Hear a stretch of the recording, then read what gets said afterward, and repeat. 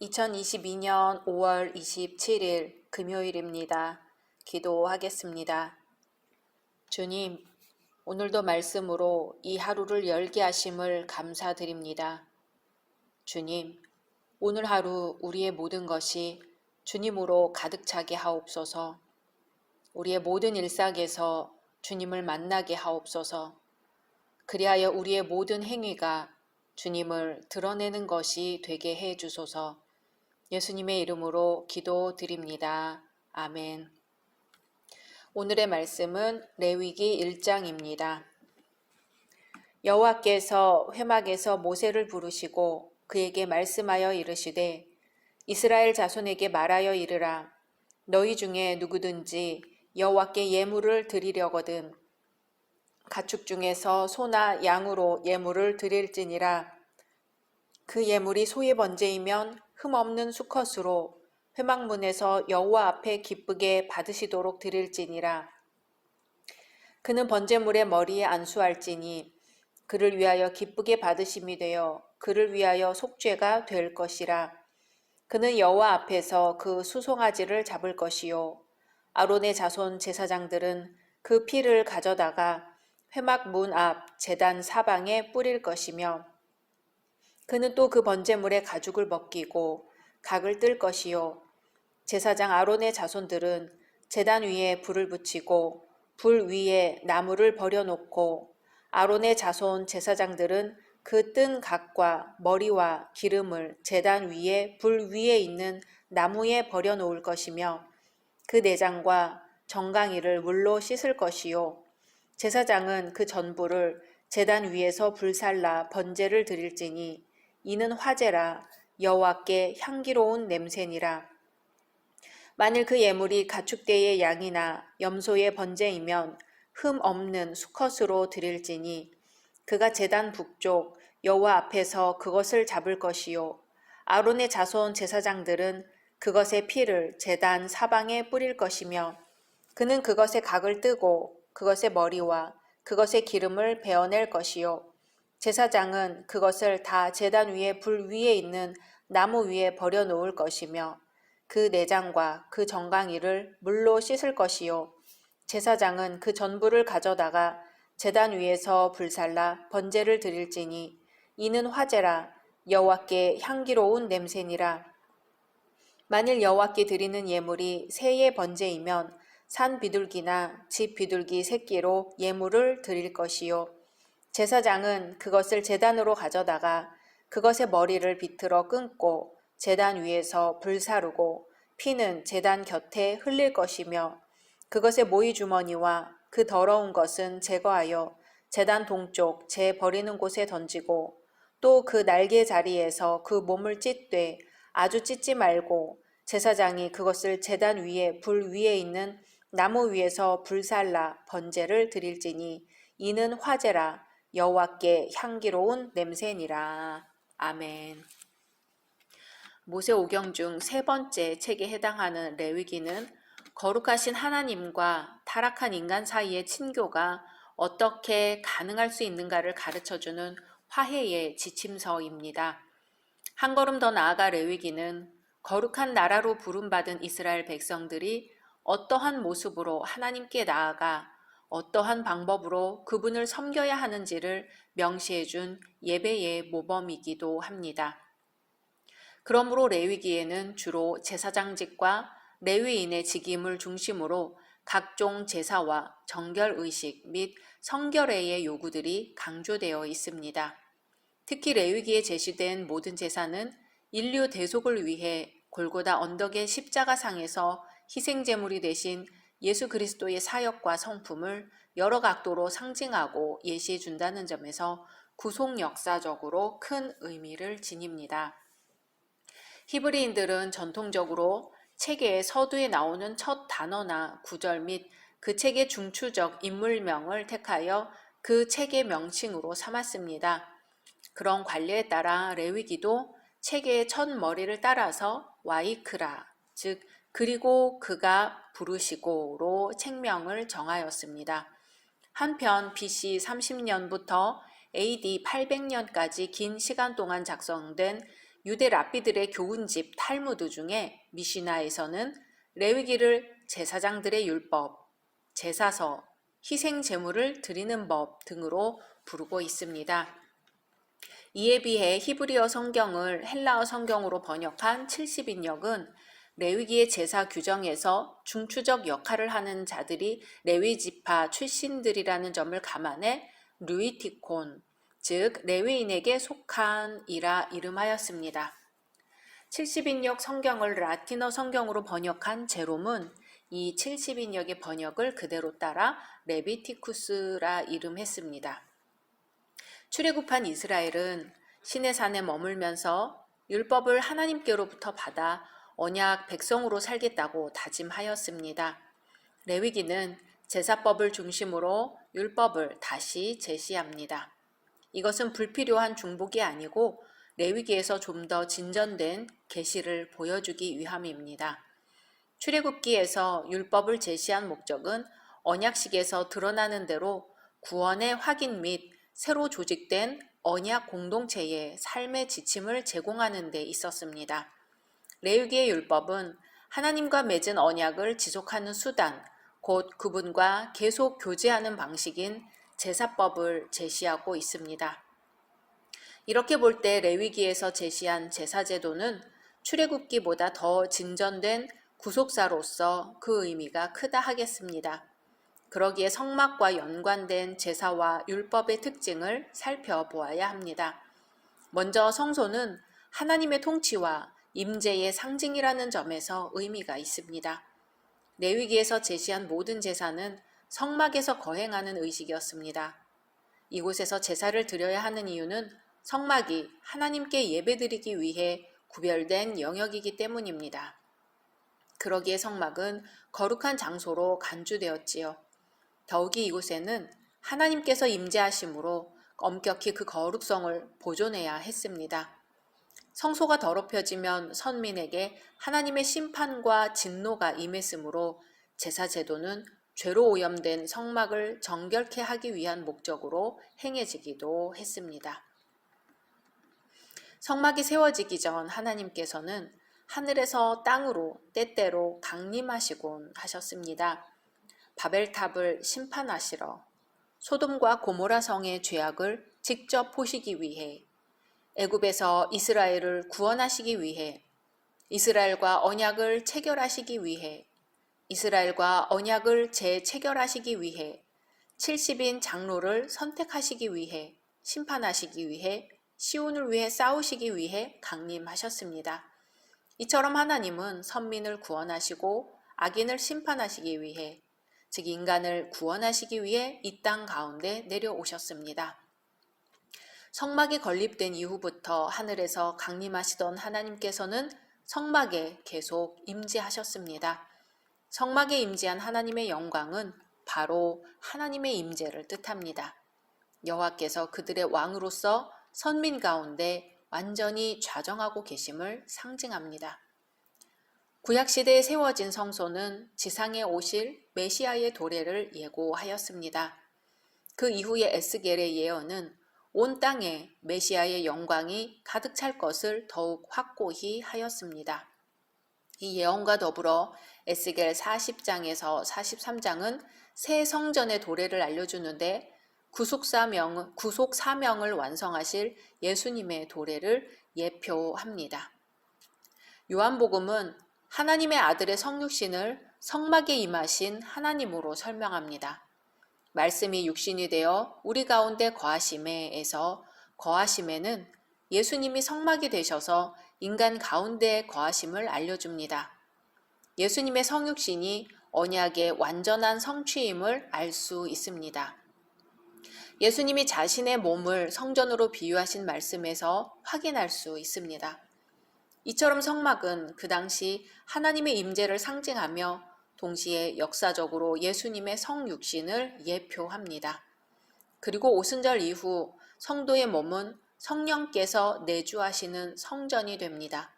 이 또한 언약의 완전한 성취를 증거합니다. 어느 시대든지 어느 상황이든지 하나님께서는 선민과 함께 계셔서 그들을 다스리고 보호하셨습니다. 그러므로 성도는 하나님의 지속적인 사랑의 대상임을 언제나 기억해야 합니다. 그리고 인간의 감정이나 기분에 따라 하나님의 임재와 은혜가 결정되는 것도 아님을 기억해야 합니다. 성막은 임마누엘의 장소요 상징물이므로 다른 곳과 구별되는 거룩한 곳입니다. 하나님께서 그곳에 임재하신 목적은 구원받은 백성 가운데 거하여 그들을 다스리시기 위함이었습니다. 그러나 거룩한 하나님의 통치를 받을 선민 이스라엘은 구원받았으나 여전히 더럽혀질 가능성을 지닌 연약한 존재였습니다. 성도가 하나님의 은혜를 지속적으로 받는 언약 백성이 되려면 항상 성결이 유지되어야 했습니다. 율법을 어겨서 상실된 성결을 회복하기 위해서는 성막에서 제사를 통해 이루어질 수 있었습니다. 출애굽 사건을 통해 여호와는 이스라엘을 만민 중에 구별하셨으므로 선민은 하나님의 거룩한 백성이 되었습니다. 그리고 그들 가운데 성막이 있으므로 그들은 거룩함을 유지하며 하나님을 경외하면서 율법대로 살아야 했습니다. 다시 말하면 성결해지기 위해 율법을 지키는 것이 아니라 이미 성결된 백성이 그 성결을 유지하기 위해 율법을 지키는 것입니다. 제사제도는 성소와 마찬가지로 성결한 삶의 유지를 위한 한 방법입니다. 어느 전도 집회에서 교인들은 무척 은혜를 받고 복음이 전파되지 않은 곳에 선교사를 파송하기 위한 헌금을 하기로 했습니다. 이때 10살 먹은 한 소녀는 헌금함에 넣을 돈이 없었습니다.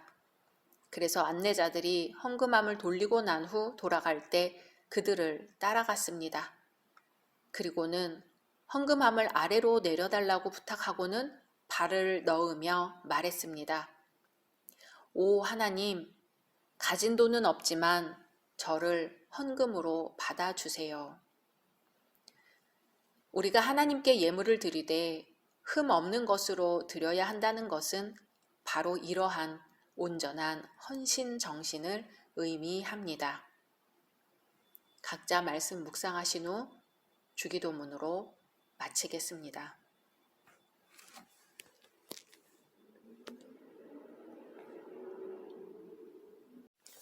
샬롬, 2022년 5월 28일 토요일입니다. 기도하겠습니다. 주님, 오늘도 말씀으로 이 하루를 열게 하심을 감사드립니다. 사랑하는 주님, 저희가 주님만을 바라게 해주십시오. 오로지 주님께만 완성과 행복을 찾을 수 있다는 믿음으로 모든 집착으로부터 벗어날 수 있도록 저희를 이끌어 주십시오. 예수님의 이름으로 기도드립니다. 아멘. 오늘의 말씀은 레위기 2장입니다. 누구든지 소재의 예물을 여호와께 드리려거든 고운 가루로 예물을 삼아 그 위에 기름을 붓고 또 그 위에 유향을 놓아 아론의 자손 제사장들에게로 가져갈 것이요. 제사장은 그 고운 가루 한 움큼과 기름과 그 모든 유향을 가져다가 기념물로 제단 위에서 불사를 지니 이는 화제라 여호와께 향기로운 냄새니라. 그 소제물에 남은 것은 아론과 그의 자손에게 돌릴지니 이는 여호와의 화제물 중에 지극히 거룩한 것이니라. 내가 화덕에 구운 것으로 소제의 예물을 드리려거든 고운 가루에 기름을 섞어 만든 무교병이나 기름을 바른 무교전병을 드릴 것이요. 철판에 붙인 것으로 소재의 예물을 드리려거든 고운 가루에 누룩을 넣지 말고 기름을 섞어 조각으로 나누고 그 위에 기름을 부을지니 이는 소재니라. 내가 냄비의 것으로 소재를 드리려거든 고운 가루와 기름을 섞어 만들지니라. 너는 이것들로 만든 소재물을 여호와께로 가져다가 제사장에게 줄 것이요. 제사장은 그것을 제단으로 가져가서 그 소재물 중에서 기념할 것을 가져다가 제단 위에서 불사를 지니 이는 화제라 여호와께 향기로운 냄새니라. 소재물에 남은 것은 아론과 그의 아들들에게 돌릴지니 이는 여호와의 화제물 중에 지극히 거룩한 것이니라. 너희가 여호와께 드리는 모든 소재물에는 누룩을 넣지 말지니 너희가 누룩이나 꿀을 여호와께 화제로 드려 사르지 못할지니라. 처음 익은 것으로는 그것을 여호와께 드릴지나 향기로운 냄새를 위하여는 제단에 올리지 말지며 내 모든 소제물에 소금을 치라. 내 하나님의 언약의 소금을 내 소제에 빼지 못할지니 내 모든 예물에 소금을 드릴지니라. 너는 첫 이삭의 소제를 여호와께 드리거든 첫 이삭을 볶아 찌은 것으로 내 소제를 삶되 그 위에 기름을 붓고 그 위에 유향을 더할지니 이는 소제니라. 제사장은 찌은 곡식과 기름을 모든 유향과 함께 기념물로 불사를 지니 이는 여호와께 드리는 화제니라. 아멘. 레위기는 제사 제도를 제시하고 있습니다. 그중 1장에서 3장은 번제, 소제, 화목제 규례를 제시하고 4장에서 7장까지는 속죄제, 속건제 규례를 제시합니다. 그 후 8장에서 10장까지는 제사장과 연관된 내용을 전달하며 11장 이후로는 정결 규례를 제시합니다. 이렇게 볼 때 레위기는 구약의 선민이 어떤 상황에서도 하나님과 교제해야 된다는 교훈을 이야기하고 있음을 알 수 있습니다. 어제 1장에서는 누구라도 드릴 수 있는 번제의 3가지 유형을 다루었습니다. 이 제물들은 향기로운 냄새를 내는 예물로 번제, 소제, 화목제였습니다. 예물을 드리는 절차는 5가지가 나타났습니다. 먼저 제물을 선택할 때 희생 제물 자체가 흠없고 완전해야 한다는 것입니다.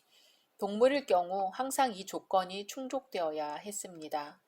그리고 머리에 안수합니다. 안수를 통해 제물은 죄인을 대리하여 죄를 담당하게 됩니다. 그리고 번제물을 잡습니다. 희생제물의 죽음은 죄인의 죽음을 대신합니다.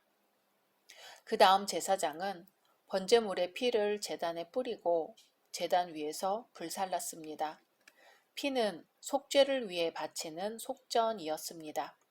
이러한 번제는 죄로 말미암아 파괴된 죄인과 하나님의 언약 관계를 회복시키는 수단이었습니다. 이렇게 제물이 연기가 되어 공중으로 올라가는 것을 가리키는 번제는 구약 성도들에게 하나님께 대한 사죄를 상징적으로 말하는 것이었습니다. 오늘 레위기 2장의 말씀은 소제에 관한 것입니다. 1장에서 다룬 번제는 짐승을 잡아 그 피를 단 사면에 뿌리면서 제물 전체를 불사르는 제사였다면 소제는 식물을 바치는 제사로서 피 흘림이 없으며 제물 일부는 불사르고 나머지는 제사장의 소유가 됩니다. 그리고 번제의 목적이 죄를 속량함으로 하나님과 화해를 이루는 것이라면 소제는 공동 식사와 관련되어 속죄를 감사하는 의도가 있습니다. 물론 번제와 소제는 둘 다 하나님과 죄인 사이에 파괴된 언약 관계를 회복하는 것과 관련됩니다. 소제에 해당하는 히브리어는 종종 인간에게 바치는 공물을 가리킵니다.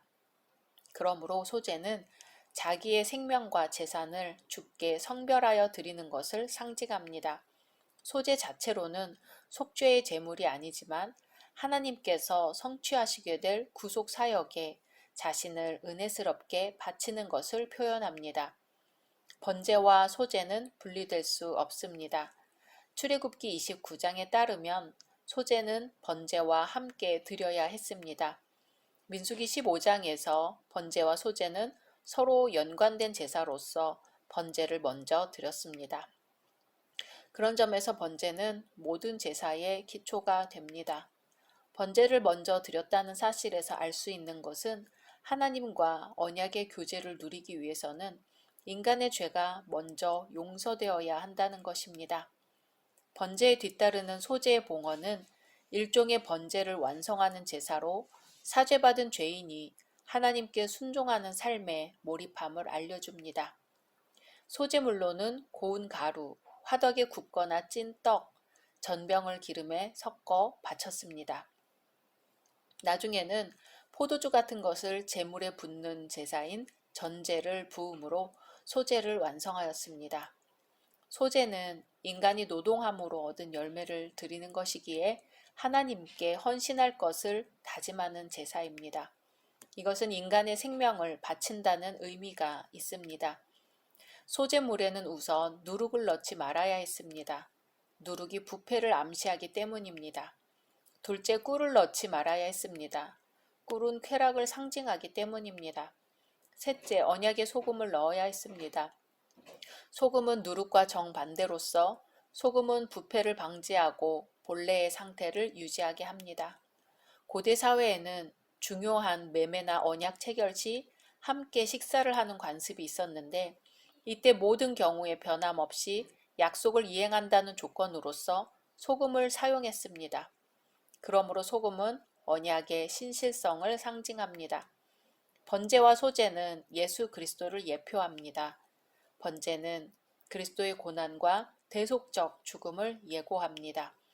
그러나 소제는 율법의 요구를 만족시키는 그리스도의 거룩한 삶을 예표합니다. 소제물로 드리는 식물은 첫 소산물 중 최상의 것을 드려야 했으며 이는 우리의 최상의 것을 주님께 바쳐야 함을 암시합니다.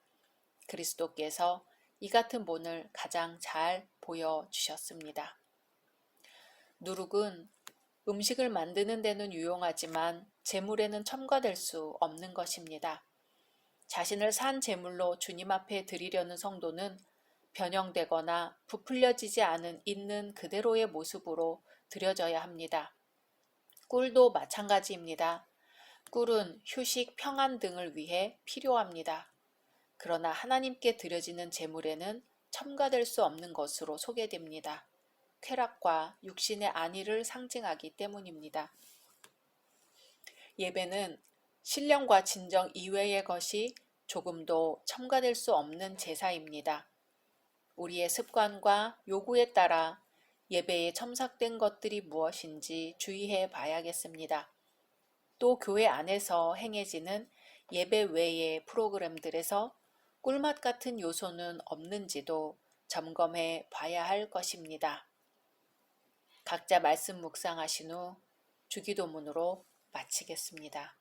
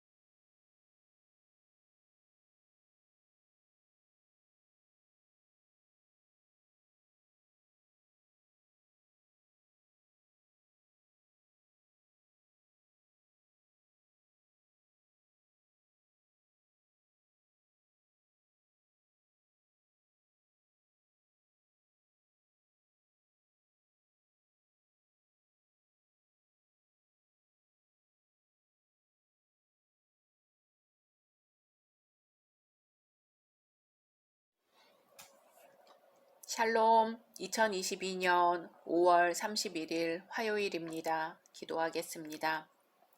주님, 오늘도 말씀으로 이 하루를 열게 하심을 감사드립니다. 사랑하는 주님, 저희의 마음이 주님 안에 있다면 저희를 통해서 하나님께서 일하고 계시는 것이므로 주님의 일을 의심하지 않게 하옵소서. 오늘 하루 주님을 향해 가는 여정에서 친구가 되어주시고 주님의 사랑에 가까이 갈 수 있도록 이끌어 주옵소서. 예수님의 이름으로 기도드립니다. 아멘. 오늘의 말씀은 레위기 3장입니다. 사람이 만일 화목제의 제물을 예물로 드리되 소로 드리려면 수컷이나 암컷이나 흠 없는 것으로 여호와 앞에 드릴지니 그 예물의 머리에 안수하고 회막 문에서 잡을 것이요 아론의 자손 제사장들은 그 피를 제단 사방에 뿌릴 것이며 그는 또 그 화목제의 제물 중에서 여호와께 화제를 드릴지니 곧 내장에 덮인 기름과 내장에 붙은 모든 기름과 두 콩팥과 그 위의 기름 곧 허리 쪽에 있는 것과 간에 덮인 꺼풀을 콩팥과 함께 떼어낼 것이요 아론의 자손은 그것을 제단 위에 불 위에 있는 나무 위에 번제물 위에서 살을 찌니 이는 화제라 여호와께 향기로운 냄새니라. 만일 여호와께 예물로 드리는 화목제의 제물이 양이면 수컷이나 암컷이나 흠 없는 것으로 드릴지며 만일 그의 예물로 드리는 것이 어린 양이면 그것을 여호와 앞으로 끌어다가 그 예물의 머리에 안수하고 회막 앞에서 잡을 것이요 아론의 자손은 그 피를 제단 사방에 뿌릴 것이며 그는 그 화목제의 제물 중에서 여호와께 화제를 드릴지니 그 기름 곧 미골에서 밴 기름진 꼬리와 내장에 덮인 기름과 내장에 붙은 모든 기름과 두 콩팥과 그 위의 기름 곧 허리 쪽에 있는 것과 간에 덮인 꺼풀을 콩팥과 함께 떼어낼 것이요 제사장은 그것을 제단 위에서 불사를 찌니 이는 화제로 여호와께 드리는 음식이니라. 만일 그의 예물이 염소면 그것을 여호와 앞으로 끌어다가 그것의 머리에 안수하고 회막 앞에서 잡을 것이요 아론의 자손은 그 피를 제단 사방에 뿌릴 것이며 그는 그 중에서 예물을 가져다가 여호와께 화제를 드릴지니 곧 내장에 덮인 기름과 내장에 붙은 모든 기름과 두 콩팥과 그 위의 기름 곧 허리 쪽에 있는 것과 간에 덮인 꺼풀을 콩팥과 함께 떼어낼 것이요 제사장은 그것을 제단 위에서 불사를 찌니 이는 화제로 드리는 음식이요 향기로운 냄새라. 모든 기름은 여호와의 것이니라. 너희는 기름과 피를 먹지 말라. 이는 너희의 모든 처소에서 너희 대대로 지킬 영원한 규례니라. 아멘. 레위기 3장은 평민들에게 새롭게 제시된 제사법을 알려줍니다. 곧 새로 시작한 율법 시대에 하나님을 올바로 경배하는 방법을 간략하게 소개하였습니다. 화목제를 의미하는 히브리어는 평화, 화목이라는 명사에서 파생되었습니다. 이 제사는 하나님의 구속 사역 중에서 화목 측면을 강조합니다. 특히 화목제물은 번제물과 달리 짐승의 수컷이나 암컷 모두를 사용하였습니다. 이처럼 봉헌제물의 조건을 완화한 것은 화목제가 풍성한 은혜를 주었음을 보여줍니다. 여기서 사용된 화목은 또 다른 의미를 갖고 있습니다. 곧 번성, 안식, 기쁨, 행복의 의미입니다. 그러므로 화목제는 죄의 용서받음과 일상생활에서의 풍성한 복 등 하나님과 언약을 맺은 성도가 누리는 모든 혜택에 감사하는 제사였습니다. 화목제에서는 인간의 범죄로 깨진 하나님과의 언약 관계를 회복하기 위해서 희생제물의 피 흘림이 필수적으로 요구되었습니다. 이 피 흘림은 죄를 용서하시는 하나님의 구속 사역을 상징하였습니다. 화목제에서 알 수 있는 것은 하나님의 은혜가 아니고서는 인간이 복 받을 수 없다는 사실과 그 은혜는 언제나 주어진다는 것입니다. 그래서 화목제가 언급되는 곳에서는 하나님의 용서를 얻는 수단인 희생제물이 우선적으로 강조되었습니다. 화목제를 봉헌하는 목적은 하나님께서 주신 은혜를 감사하며 찬양하는 데 있습니다. 히스기야의 경우에서 밝히 드러납니다. 그는 우상 숭배를 타파하여 하나님을 올바로 경배하게 되었을 때 이스라엘 백성 전체와 함께 화목제를 드렸습니다. 그리고 히스기야의 아들인 므낫세도 화목제를 드렸습니다. 그는 악정 끝에 바벨론으로 끌려가는 신세가 되었으나 거기서 회개함으로 하나님의 용서를 받아서 이스라엘로 귀환하는 복을 받았습니다. 그의 화목제는 왕권을 회복시킨 하나님께 감사하는 일종의 신앙 고백이었습니다. 이처럼 이스라엘 백성은 구원의 은혜를 체험하였거나 번영하였을 때 또는 큰 목적을 성취하였을 때 선한 결과를 이루게 하신 분이 하나님이심을 인정하면서 화목제를 드렸습니다. 화목제는 하나님께 감사하여 드리는 제사이므로 가장 가치 있는 제물을 바쳤습니다. 봉헌자들은 최상의 노력을 기울여서 정결한 가루와 온전한 순종을 상징하는 추수한 곡식의 첫 이삭을 바쳤습니다. 하나님께 올린 제물은 가장 부드럽고 정수를 이루는 부분이었습니다. 곧 가장 가치 있는 것을 드렸습니다. 이것은 인간이 하나님께 마땅히 가져야 할 자세를 알려줍니다. 화목제는 봉헌자가 자신을 하나님께 완전히 바치는 믿음을 요구하였습니다. 화목제를 드려야 할 이유 중 서원이 있음은 이 제사는 하나님께 자신을 완전히 헌신하는 사람만 참여할 수 있었음을 알려줍니다. 화목제물의 일부를 하나님, 제사장, 봉헌자와 그 이웃의 몫으로 나눈 것은 언약 공동체의 구성원 모두가 하나님을 신뢰할 때 얻는 복과 서로의 화목한 교제를 기뻐하는 의미가 있습니다. 화목제에 공동체 단위로 참여하는 것은 이스라엘인 각자가 신앙의 끈으로 연결되었기 때문입니다. 언약 공동체에서 한 개인의 행위는 전체 공동체에 큰 영향을 주었습니다. 그래서 종종 한 사람의 죄가 공동체 구성원 모두의 관계를 파괴시키기도 했습니다. 그러나 이 관계는 화목제 곧 공동식사를 통해 회복되었습니다. 화목제에서는 소나 양 혹은 염소가 제물로 쓰였습니다. 그중 불에 태우는 부분은 주로 기름이었으므로 고기는 그대로 남습니다. 같은 화목제를 규정한 7장의 가르침에 의하면 이 남은 고기들은 공동식사의 음식이 됩니다. 화목제에 새가 제물로 드려지지 못하는 이유는 새는 작아서 공동식사의 음식으로 부족하기 때문으로 여겨집니다. 이 식탁에 함께 참여할 수 있는 사람은 자녀, 노비, 레위인이었고 그 장소는 회막문 앞으로 국한되었습니다. 우리 옛말에 쌀독에서 인심난다 혹은 한솥밥 먹는다는 말이 있습니다. 함께 식탁 교제를 나누는 것은 예나 지금이나 친교를 위해 요긴한 행위입니다. 바쁘고 분주한 현대를 살아가는 우리가 어떻게 이러한 성경의 가르침을 따라 살 수 있을까 주의를 기울여야 할 것입니다.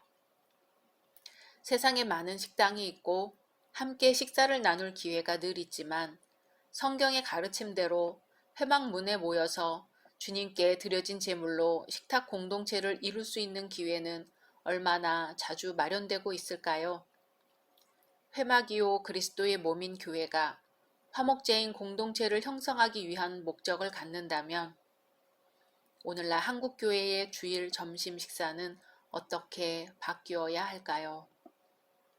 각자 말씀 묵상하신 후 주기도문으로 마치겠습니다.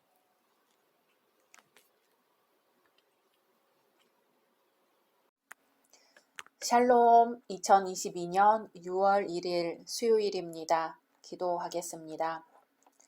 주님, 오늘도 말씀으로 이 하루를 열게 하심을 감사드립니다. 주님, 오늘 하루 우리의 생각을 초월해 계신 하나님을 원하게 하소서. 숨을 쉴 때마다 하나님의 영광을 들이쉬고 내쉬게 하소서.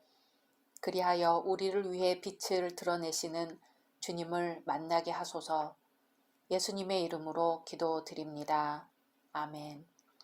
오늘의 말씀은 레위기 4장입니다.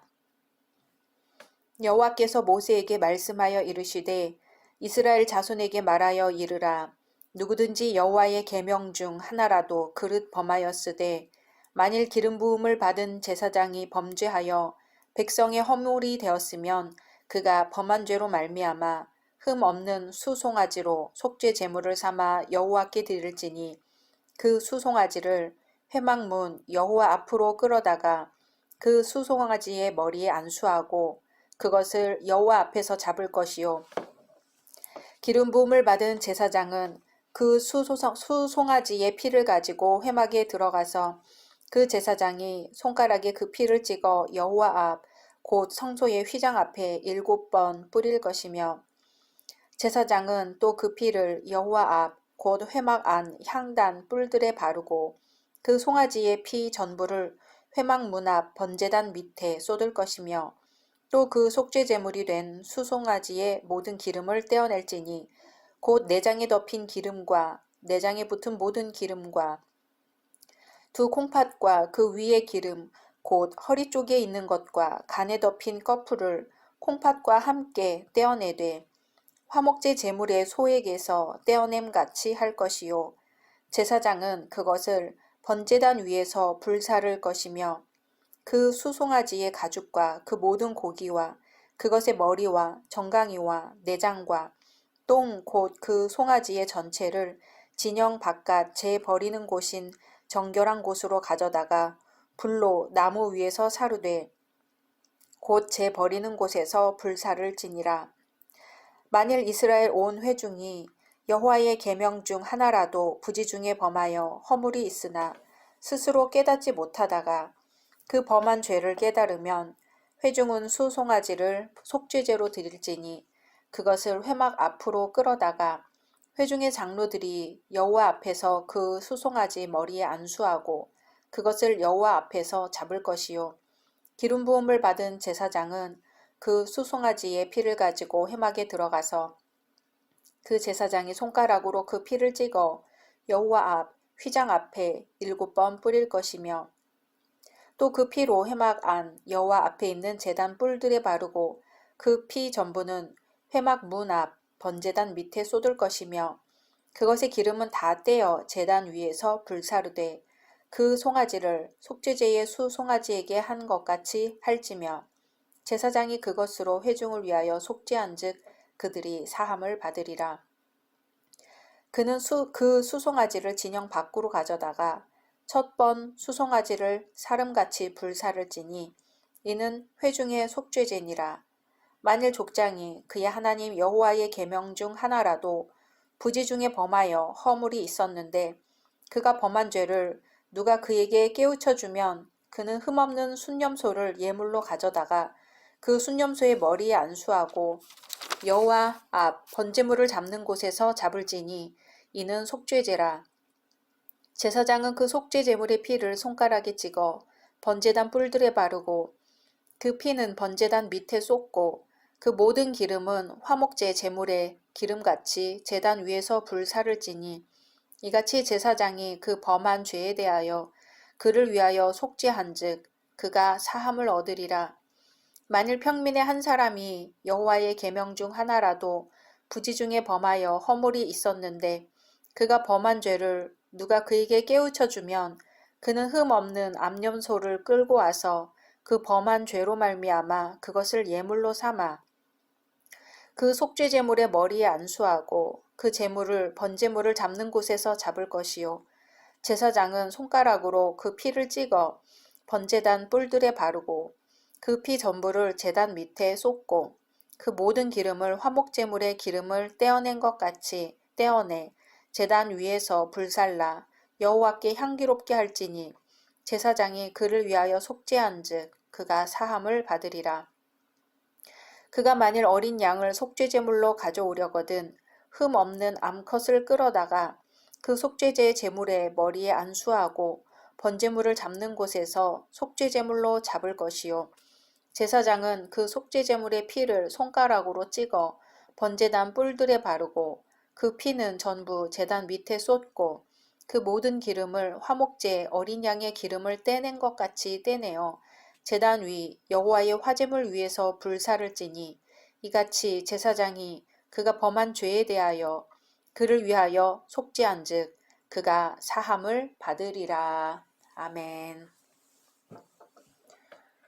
번제가 과거의 죄를 사함받기 위한 것이고 소제는 개인적 성별을 위해, 화목제는 하나님과 공동체의 교제 유지를 위해 바쳐진 제사라면 속죄제는 무지로 범한 죄를 용서받기 위해 드리는 제사입니다. 그리고 속죄제는 속건제와 밀접한 관계를 갖고 있습니다. 속죄제에 해당되는 히브리어는 하타트인데 하타, 범죄하다에서 파생된 것으로 범죄한 사실을 전제로 합니다. 이 제사는 죄로부터 정결케 되는 수단이었습니다. 속죄제를 드리는 목적은 뜻하지 않게 하나님께서 주신 계명 가운데 하나를 범한 것에 대해 속죄를 구하는 것입니다. 속죄제를 드려야 하는 구체적인 상황은 증인임에도 불구하고 증언을 하지 않았을 때, 부정한 들짐승이나 가축이나 곤충의 시체를 만진 경우, 부정한 사람과 접촉한 경우, 경솔하게 맹세한 경우입니다. 이 모두는 고의가 아니라 부지 중에 범죄한 것들입니다. 대부분의 성도는 뜻하지 않게 또는 알지 못하고 범한 죄에 대해 거의 죄책을 느끼지 않습니다. 그러기에 사람들은 자기의 죄에 대해 변명하며 무지에서 비롯된 습관적인 버릇을 주저하지 않고 행합니다. 하나님의 율법은 그 같은 변명을 인정하지 않습니다. 아무리 부지 중에 범한 죄라 할지라도 그것은 하나님께 대한 불순종이며 다른 사람의 권리를 침해하고 무시하는 것입니다. 특히 이스라엘은 신정 정치 체제로서 하나님과 이웃과의 관계가 깊이 결속되었기에 부지 중에 범한 죄도 지극히 심각한 문제로 선언되었습니다. 모든 죄는 고의로 범했건 모르고 범했건 본질적으로 죽음을 초래하기 때문입니다. 이는 고대 근동에서 유행하던 조약 형식에서도 발견됩니다. 이 조약에 따르면 종 혹은 하급자는 주권자에게 절대 복종해야 합니다. 그렇지 못하면 냉혹한 처벌을 받았습니다. 이것은 이스라엘에도 적용되는 것으로 하나님께서는 온 우주를 주관하시는 권세자이기에 그분의 뜻은 항상 존중되어야 합니다. 더욱이 이스라엘은 그분과 언약을 맺은 백성이므로 언제나 하나님의 의도에 따라야 합니다. 그러므로 하나님께서는 부지 중에라도 범죄하지 말라고 경고하셨습니다. 이렇듯 하나님께서는 엄격한 공의로 범죄한 자들을 심판하십니다. 그렇지만 그분은 언제나 심판만을 내리지는 않습니다. 하나님께서는 죄에 대한 진노를 기꺼이 거두기도 하십니다. 하나님의 성품에 사랑이 있기 때문이지요. 하나님께서는 구원의 주님이시기 때문에 범죄한 자들을 용서하십니다. 특히 인간의 범죄는 오직 하나님의 은혜에 의해서만 사죄될 수 있습니다. 속죄제로 드려진 예물 중 피와 기름 부분은 하나님께 바쳐지고 가죽과 모든 고기와 머리와 다리와 내장과 똥, 곧 그 송아지 전체는 진 바깥 재 버리는 곳인 정결한 곳으로 가져다 불살라졌습니다. 이것은 그리스도께서 예루살렘 성 밖에서 고난을 받으시고 멸시를 당하시고 그리고 범죄한 모든 인간 대신 심판을 받으신 것을 예표합니다. 비록 사람이 의롭다 함을 받고 성별되고 하나님과의 교제 가운데 있다 할지라도 사람에게 붙어서 쉽게 떨어지지 않는 더러운 죄가 있습니다. 신념이 확고하고 양심적인 그리스도인 속에도 여전히 악의 뿌리가 자리 잡고 있는 것이지요. 예수 그리스도의 보혈만이 모든 죄를 깨끗게 합니다. 그리스도가 영원한 대제사장이 되어 주시지 않으셨다면, 그리고 우리를 위해 자기 피로 영원한 속죄를 단번에 이루어 주시지 않으셨다면 우리는 정죄를 피할 수 없게 됩니다. 그리스도는 죄를 위하여 한 영원한 제사를 드리시고 하나님 우편에 앉으사 자기 원수들로 자기 발등상이 되게 하실 때까지 기다리십니다. 이것은 인류가 갖고 있는 죄의 형벌이 얼마나 무서운 것인지, 그리고 그리스도께서 어떻게 그 죄의 형벌을 십자가에서 담당하셨는가를 보여줍니다. 탈무드에 나오는 이야기 한 토막입니다. 뱀의 머리와 꼬리가 나누는 대화입니다. 뱀의 꼬리는 왜 항상 자신이 머리를 따라다녀야 하는지 불만이었습니다. 자신은 노예처럼 끌려만 다니니 불공평하다고 했지요. 그랬더니 머리는 꼬리에게 눈도 귀도 두뇌도 없으니 자신이 하는 일은 꼬리를 위한 일이기도 하다고 했습니다. 하지만 꼬리는 다시 반론을 폈습니다. 어떤 독재자나 폭군도 말로는 자신을 따르는 자들을 위해 일한다고 한다고요. 결국 꼬리는 부득부득 우겨서 머리의 역할을 빼앗아 움직여 나가기 시작했습니다. 그러나 금세 도랑에 빠졌습니다. 머리가 가까스로 노력해 겨우 도랑에서 올라왔습니다. 그러나 또다시 가시밭으로 들어가 아픔을 겪고 겨우 헤쳐나왔지만 이번에는 불붙은 숲속으로 기어들어가고 말았습니다. 몸이 점점 뜨거워지더니 앞이 캄캄해졌습니다. 머리가 사력을 다해 탈출하려 했으나 이미 늦어 그만 불에 타 죽고 말았습니다. 꼬리에 섣부른 도전이나 머리에 쉬운 직무 포기가 함께 비판받아야 한다는 우화입니다. 오늘 레위기 말씀에서 나타나듯이 이스라엘 최고 지도자인 제사장이 범죄했을 때 그 속죄제의 규례는 전체 회중의 범죄 행위를 속하는 규례와 동일했습니다. 대제사장의 직무가 일반 백성의 속죄를 선포하는 행위였으므로 그 중요성이 백성 전체에게 미쳤을 것입니다. 지도자의 위치는 공동체 전체를 대표합니다. 교회가 어떠함은 교회 목회자의 영향력에 절대 의존합니다. 한 가정이 어떠함은 부모의 책임인 것과 마찬가지입니다. 과거 애굽의 바로가 완악하여 그 죄악이 전체 백성에게 미쳤습니다. 그로 인해 당한 고난은 형언할 수 없을 만큼 가혹한 것이었습니다. 책임이 무겁다고 쉽게 포기할 수 있는 것이 아니며 그렇다고 지도자가 된 것이 특권은 더더욱 아닙니다. 다만 하나님께서 주신 사명으로서 그 사명의 무게는 책임진 공동체 전체만큼임을 명심해야 합니다. 바로의 완악함으로 고난받는 백성은 오늘날 누구일까요? 바로는 우리 자신일 수 있습니다. 각자 말씀 묵상하신 후 주기도문으로 마치겠습니다.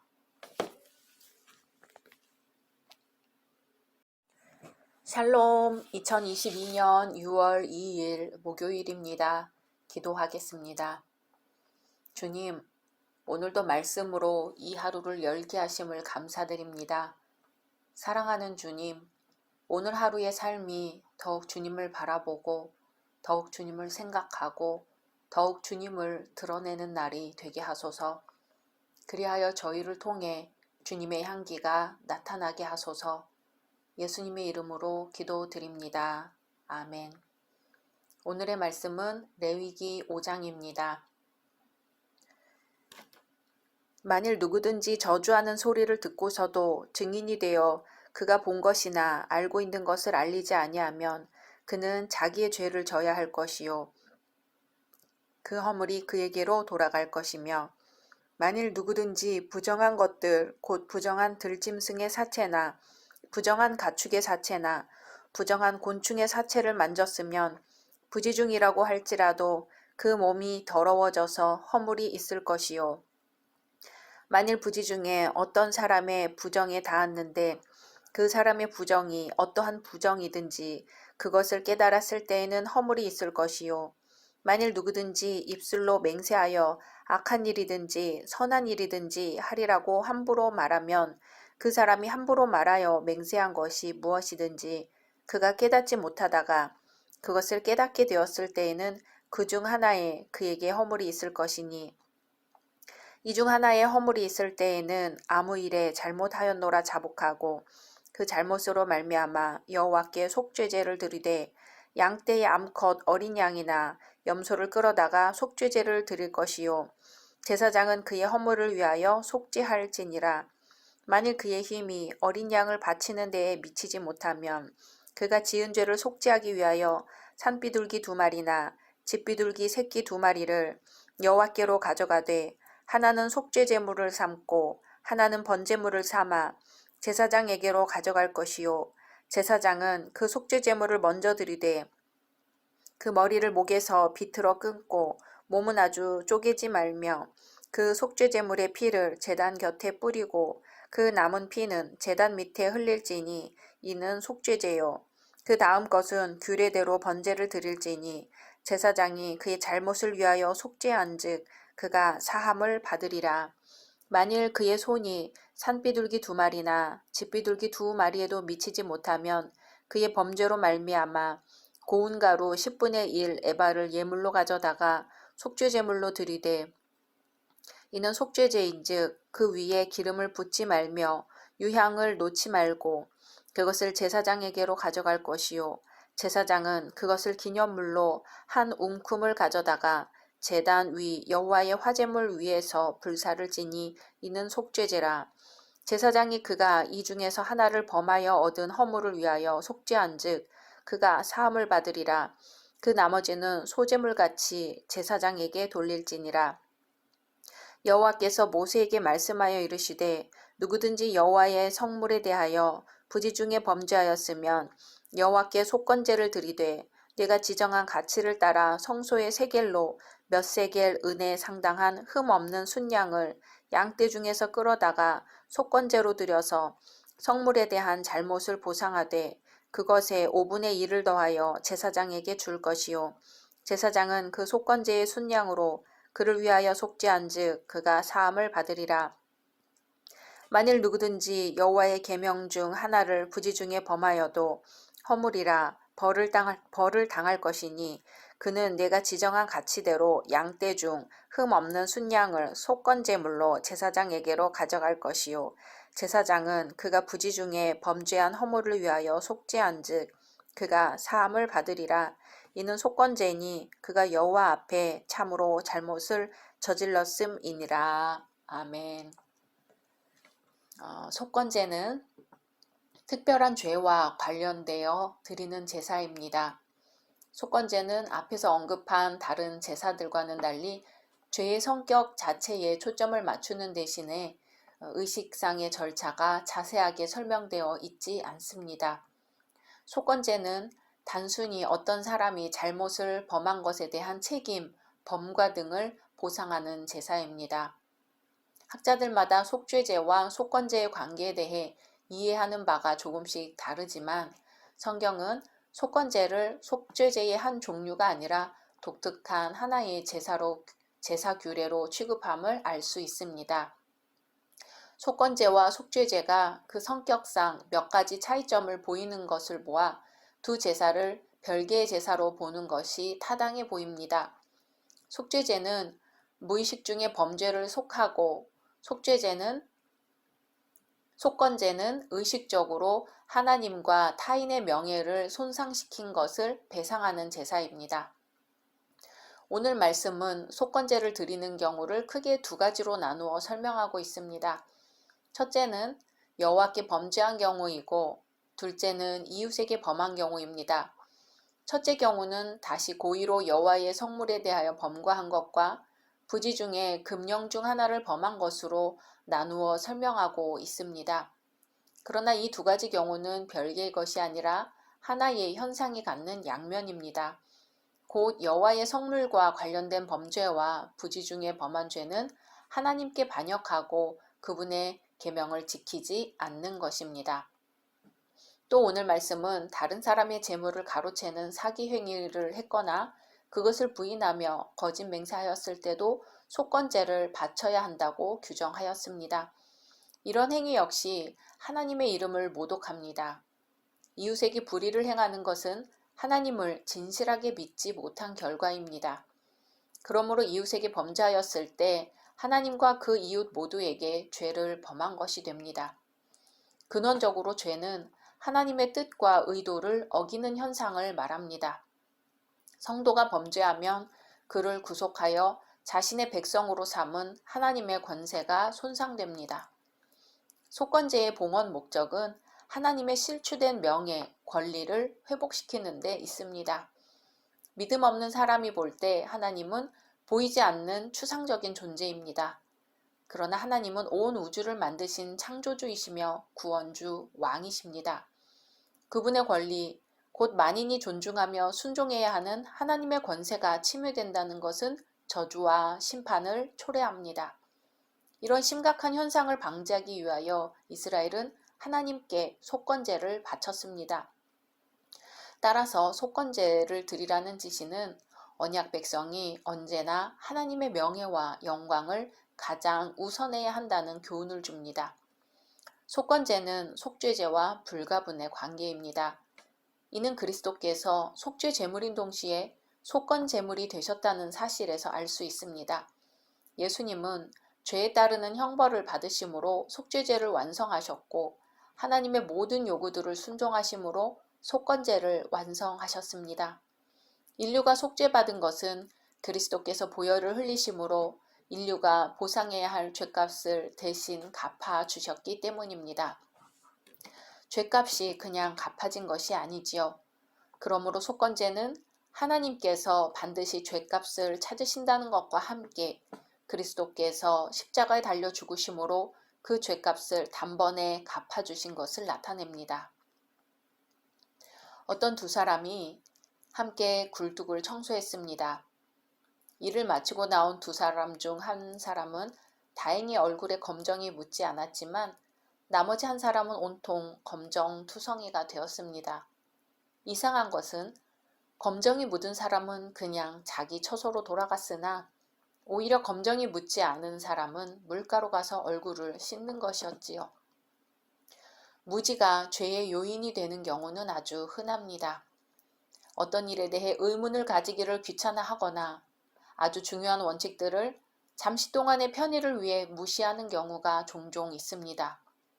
어떤 오류에 대해 자신에게만 적용되는 예외 조항 만들기를 좋아하는 것도 우리의 모습입니다. 무지와 무관심, 부주의로 생기는 죄들은 하나님 앞에서 어떻게 처리될까요? 오늘 말씀은 특별히 부지중, 무심중에 저지른 범죄에 대하여 말합니다. 부지중, 무심중에 저지른 잘못도 죄로 인정된다는 것이지요. 어느 꼬마가 집에 돌아오는 길에 부지중에 길가에서 쇠똥을 밟았습니다. 현관문을 열 때마다 퀴퀴한 냄새가 나서 알아봤더니 밝혀진 사실이었지요. 신고 온 신발을 깨끗이 빨아놓고서야 그 냄새가 사라졌습니다. 의도의 순수성을 인정한다 할지라도 그 결과가 부정이고 퀴퀴한 냄새입니다. 반드시 정결케 되는 과정이 필요합니다. 생각이 게을러진 사회, 고민과 염려를 싫어하는 시대에 우리는 살고 있습니다. 우리가 생각하지 못하고 염려를 쉬고 있는 틈에 부정한 것들로 주변이 가득 차지는 않았을까요? 그 궁극적인 책임을 주님이 물으신다면 무지와 무심이 변명이 될 수 있을까요? 깨끗한 청소부가 더러운 청소부를 거울 삼아 자신을 정결케 했듯이 우리 앞에 계시는 깨끗하고 정결하신 예수 그리스도는 더러운 우리 때문에 제물이 되셨습니다. 요한복음 3장 20절에 악을 행하는 자마다 빛을 미워하여 빛으로 오지 아니하나니 이는 그 행위가 드러날까 함이요. 아멘. 부주의, 무관심, 나태한 생각, 자기 합리화를 버리고 빛이신 예수님께로 나아가야겠습니다. 각자 말씀 묵상하신 후 주기도문으로 마치겠습니다.